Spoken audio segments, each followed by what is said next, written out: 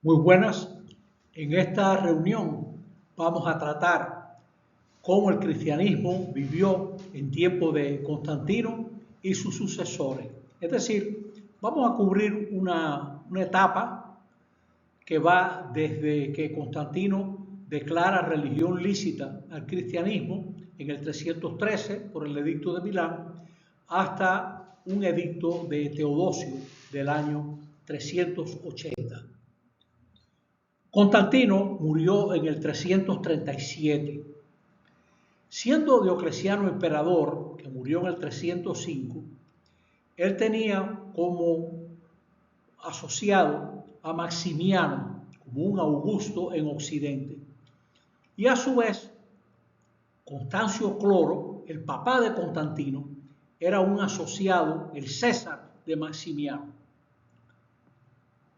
Espero que estén entendiendo que Diocleciano era el emperador, pero tenía un Augusto en Occidente. Se compartían el poder, pero el bravo de la película, el jefe, el matatán, era Diocleciano. Había curiosos, medio brujos, que analizaban las entrañas de las aves, de algunas aves. Esos eran los arúspices. Y eso fracasa en uno de esos análisis y se culpó a los cristianos. Los dioses están disgustados porque se permite a los cristianos, no se les está persiguiendo como debe. Igual el oráculo de Apolo, Diocleciano va a perseguir a los cristianos. Es probablemente la persecución más sangrienta contra el cristianismo.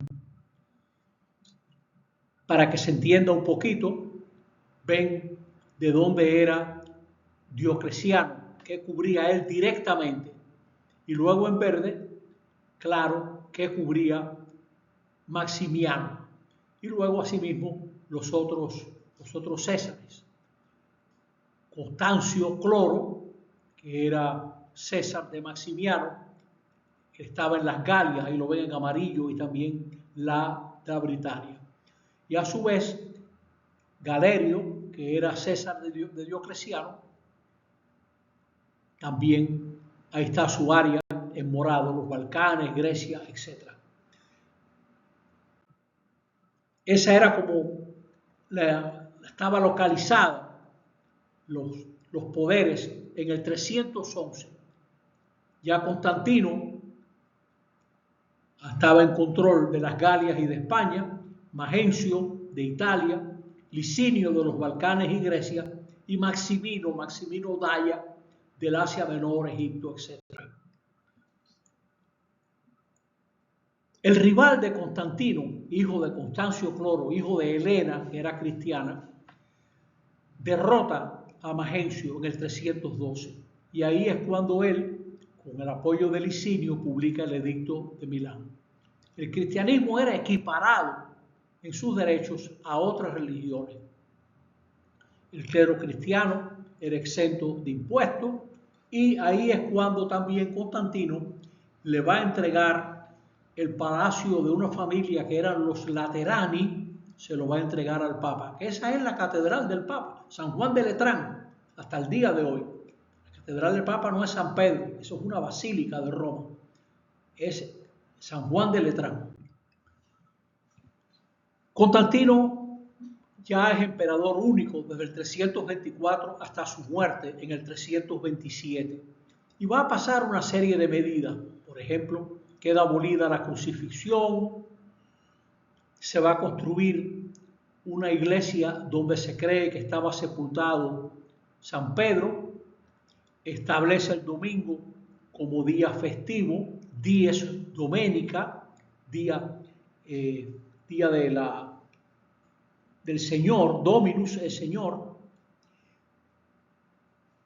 Va a suprimir las luchas de gladiadores como castigo. Igual todas esas averiguaciones mirando entrañas de los pájaros, etc. Él va a financiar la construcción de una iglesia sobre el Santo Sepulcro y lo mismo en Belén, una iglesia recordando la Natividad. Ya en el 314, los obispos tienen que reunirse en Arles para pronunciarse contra unos herejes que tenían esta idea de que los sacramentos conferidos por herejes no eran válidos. Y también que si un presbítero u obispo había flaqueado, que todo lo que él hiciera quedaba sin valor. Se sabe que en el 315 ya hay símbolos cristianos en las monedas del imperio. Constantino tuvo que tolerar a los donatistas porque no podía con ellos. Y en África fue a través de la violencia que Constantino sacó a los donatistas de algunas iglesias que habían capturado. Este es uno de los símbolos que más se usa en aquella época. Las dos primeras letras de la palabra Cristo. Esto que vemos como una X, la Y, primera letra de la palabra Cristo, y la Ro, que se escribe como una P, la Ro, pues CR. Esas dos letras son las primeras letras de Cristo. En el 325, Constantino, preocupado por la unidad del imperio, hace posible el concilio de Nicea. Dice que incluso puso al servicio de los obispos para que pudieran ir los caballos que se usaban para transmitir los correos del imperio. Vamos a ver más tarde en otra presentación qué fue esto del concilio de Nicea, a quién le respondió. Los emperadores guardaron el título romano de Pontífice Máximo. En el 330 se fundó la ciudad de Constantino, Constantinopla, en lo que había sido Bizancio, una ciudad griega, en el Bósforo, en la entrada del Mar Negro. Quédense con ese dato porque Constantinopla va a ser la nueva Roma y eventualmente en la iglesia se dará una polaridad, una tensión, una rivalidad, hay que decirlo, entre la Roma de Occidente, la de Italia, y la Roma de Oriente, Constantinopla. Constantino solo se bautizó en su lecho de muerte.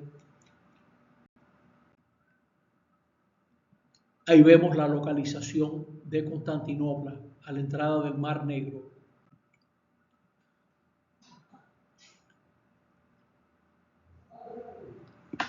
Constantino tuvo 6 hermanos, hermanastros diríamos, y siempre estuvo muy preocupado por quién lo iba a suceder. Su mamá Santa Elena era de origen pobre. Estaba junto a Diocleciano cuando Diocleciano atacó. Y Diocleciano nombró a Galerio, primero Augusto, a Constancio, padre de Constantino, segundo Augusto, y César a Maximino Dacia o Daza y Severo. Ambos eran cercanos a Galerio. Constantino quedó muy frustrado y huyó a las Galias para estar junto a su padre. Magencio también fue ignorado. Eventualmente Constantino, como vimos, él se va a hacer del poder. Constantino manda que las sentencias de cualquier tribunal episcopal sean respetadas y obedecidas en materia civil, y la iglesia podía tener capacidad sucesoria. Prohibió los sacrificios privados y la magia y educó a sus hijos en el cristianismo. También por gestiones de Santa Elena edificó una iglesia, como ya dijimos, cerca de la gruta de Belén y otra en el monte de la Ascensión. Dice que Santa Elena encontró las 3 cruces, la de Jesús y la de los 2 ladrones. Sea lo que sea, esto va a tener mucha importancia porque las reliquias de la Santa Cruz van a jugar un papel importante en la historia de la iglesia. Con Constantino, el cristianismo pasó a ser una religión de masas y eventualmente los emperadores estaban casi obligados a inmiscuirse en los asuntos religiosos y eventualmente, como vamos a ver, el cristianismo se convertirá en una religión oficial. Teodosio, en el 381, desterró a los herejes. Y esto crea una unidad tan grande. Algún día tenemos que estudiar qué pasó cuando cayó el Imperio Romano en Occidente. La Iglesia estaba muy vinculada al Imperio Romano de Occidente. Constantino no se metió a combatir el paganismo y él mismo siguió siendo pontífice máximo del culto pagano. Él mismo también aceptó el culto solar. Toda esta gente le tenía una gran veneración al sol. Si se fijan, la corona solar que se ve en la moneda de Constantino. Todavía en tiempos de San León, Papa, había cristianos que, entrando en lo que fue la iglesia que se construyó sobre el cementerio en el cual se creía que reposaban los restos de San Pedro, ciertamente que era un cementerio, había cristianos que se volteaban hacia el sol para venerarlo. Y Constantino decía que él era el obispo exterior.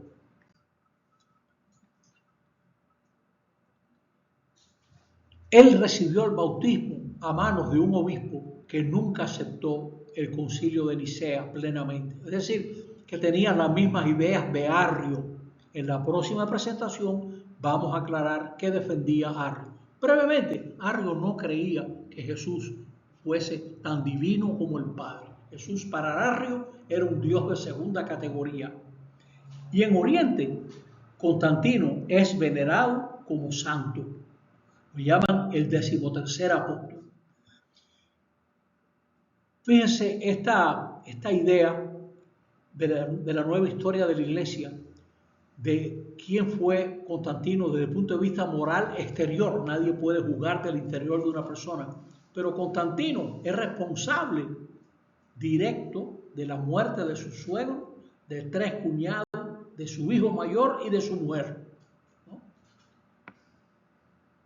Ahora, por ejemplo, en el caso de Licinio, Licinio trató por lo menos 2 veces de destruir a Constantino. Dicen que Constantino, al apoyar tanto el cristianismo, le estaba apostando a un grupo religioso exitoso. Se considera que en el año 150 habrían unos 40.000 cristianos, es decir, 0.7 de la población. Y ya en el año 300, cuando comienza el siglo IV, serían casi el 10% de la población.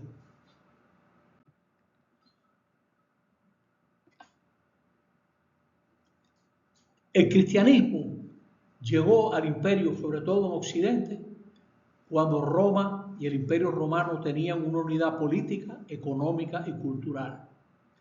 Para el cristianismo fue vital que Roma tuviera, el Imperio Romano en Occidente, una lengua, una red de carreteras y puertos, una autoridad central, y Roma había impuesto un culto universal y ahora los cristianos traían otro culto universal. Vamos a hablar de algunos sucesores de Constantino. Tenemos a Juliano el Apóstata, que reinó del 361 al 363. Graciano, que rechazó el título de sumo pontífice. Y, muy interesante, Teodosio, que proclamó el cristianismo como religión de Estado. Es decir, había que ser cristiano. El Estado romano te exigía ser cristiano. Y en el 382 el Senado romano abjuró de los dioses. Y en el 385 un obispo que era hereje fue ajusticiado.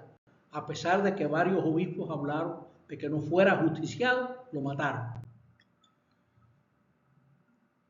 En el 392 se castiga como delito de lesa majestad participar en sacrificio de los templos paganos. Y en el 393 ocurre el último de los Juegos Olímpicos, que tenían también mucho de carácter religioso hacia los dioses paganos. Vamos a fijarnos un momento en Juliano el Apóstata. Cuando muere Constantino, mataron a todos los posibles sucesores. Juliano fue uno, creo que hubo como 2 sobrevivientes, y él nunca olvidó que esa matanza estuvo organizada por cristianos. Juliano vuelve otra vez a considerar como válido el paganismo. Se inicia en los misterios de Eleusis y renuncia a su fe cristiana. Juliano apuntó a destruir a la Iglesia Católica.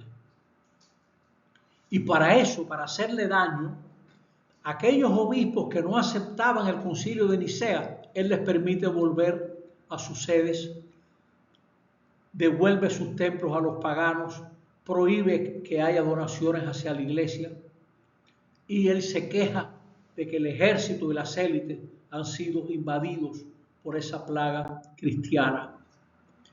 Este hombre, Juliano el Apóstata, que era un gran intelectual, este señor tenía una formación exquisita, él despreciaba a lo que él llamaba los nazarenos, los galileos, y a todo maestro cristiano le ponía un impuesto especial.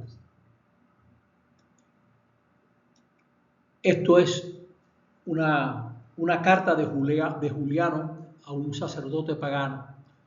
¿Por qué no volver nuestras miradas y ver cuánto ha aumentado la infiel secta cristiana, infiel a Roma, su benevolencia para con los viajeros, su solicitud en la sepultura de sus muertos y la pureza de costumbres que simula?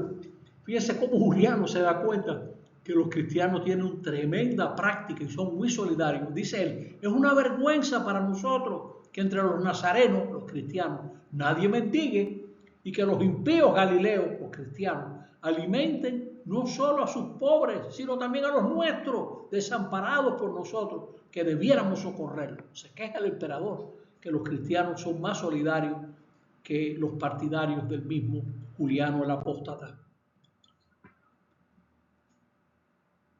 Él va a obligar al gran campeón de Nicea, Atanasio, a exiliarse. Juliano muere en el 363 y hay una tradición que dice que mientras moría gritó, venciste Galileo. Tenía muy presente a Jesús. En el 378 ocurre una derrota a manos de los bárbaros. Los bárbaros le habían hecho una serie de promesas al pueblo godo que dejaron entrar en el imperio.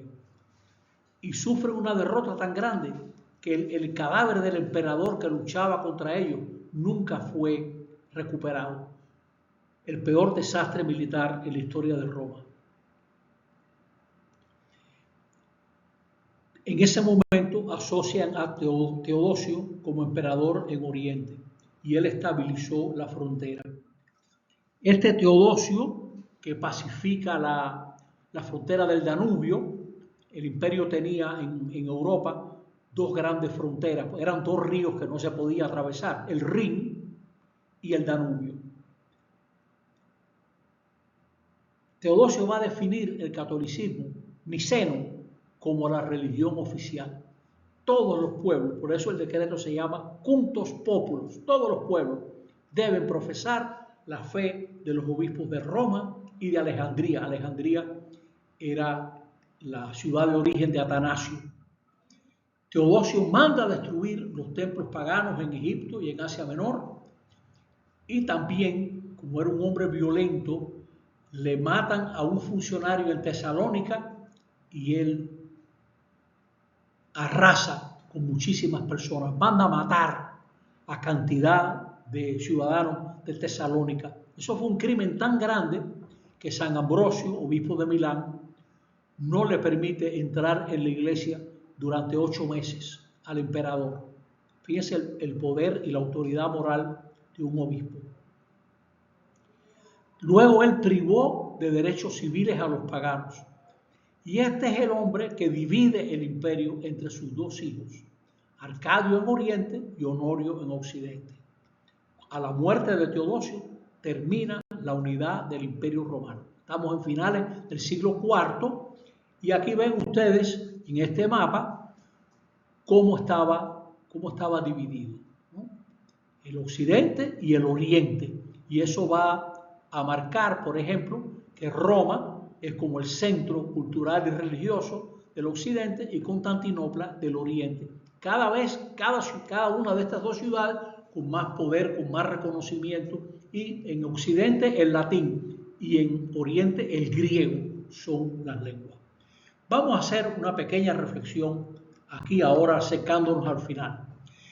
La iglesia anterior a Constantino fue el modelo a imitar en ese momento que la iglesia se regenera más tarde en los siglos XI y XII. Por ejemplo, los franciscanos espirituales, discípulos de San Francisco, se inspiraron en esa primera iglesia. Y Lutero va a decir que el Papa era el responsable de la pérdida del verdadero sentido de la misión eclesial. Y los ilustrados del siglo XVIII van a resumir todo el servicio y el trabajo del clero como un afán de poder.